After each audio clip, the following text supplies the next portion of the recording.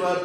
Kim meni mecitimle 40 namazını kılsa şu namazların arasında birisinde fayit etmeyin kuyda, Arap olmayın kuyda 8 gün 40 namaz kılsa Allah-u Teala şu adamına uçtur rızanı verir de bakın. Peygamber aleyhissalatu vesselam hadisinde cehennemde otundan saklar Allah-u Teala şu adamını kabrının azabından saklar, münafıklıklarına azap olurdu bakın. Şu uçta insan, mümin adam korkmaya gerek saklar.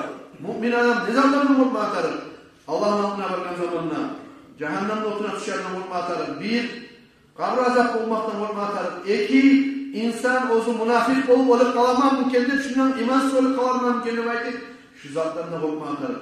Şu uçta zattan para hak olur, amin olur da bakın. O adam o şu meni meclimlerde bakıyor. Medine'deki Peygamber aleyhissalatu vesselam 40 namaz kılgan adam da bakıyor. 40 namaz kılsa arkadaşlarım 8 günün içinde barda boş namazlarını cemaatla, imamla bir çak insan Medine'de işte çok namaz